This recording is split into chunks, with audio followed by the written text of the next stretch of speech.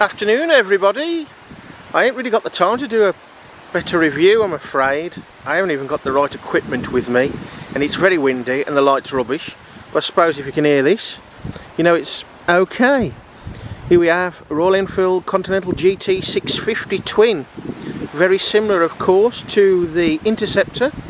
We've got sort of dropped handlebars, which you'll have a look at in a bit. We've got a few aftermarket bits, well two technically, and some original Royal Enfield accessories on this one. Now performance wise it's about the same as an Interceptor, perhaps a little bit quicker because you're a little bit down and a little bit more out of the wind, plus we've got the little fly screen on the front which probably helps a tiny bit.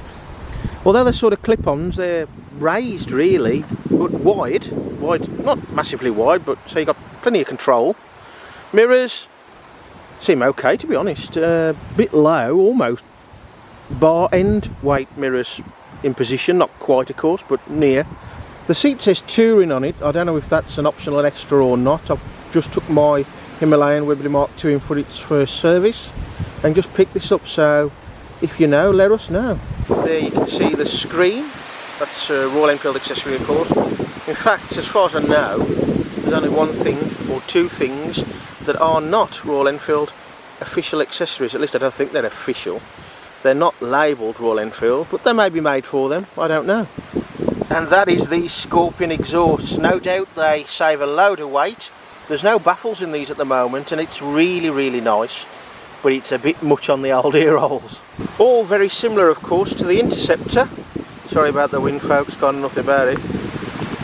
But it does feel faster, you're slightly more canted forward, your feet are a little bit further up and back because of the slight rear set, shall we say.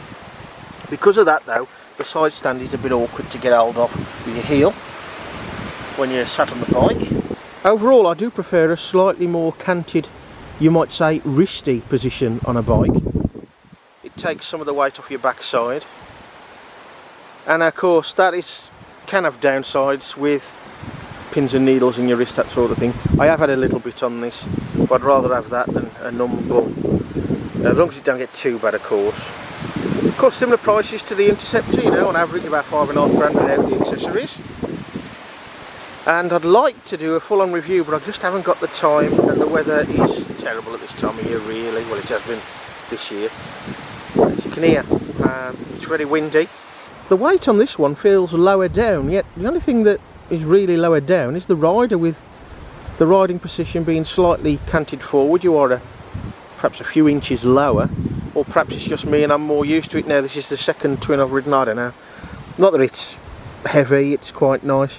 I don't care for any of the liveries of the GTs, I'm afraid, because it should be quite simple. A GT has a red tank with white Royal Enfield on it, end of.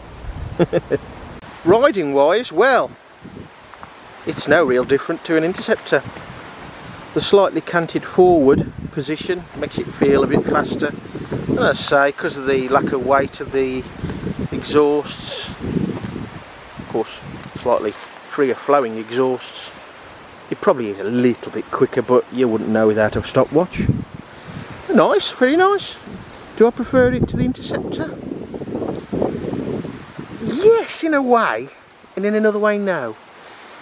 Because it's a little bit more sporty, it's not as practical I suppose, or potentially not as practical with the riding position. So if you want a bit more of an all-round bike, it's got to be the Interceptor, which I suppose is what it is, a bit of a roadster. This is a little bit more fun orientated, you might say.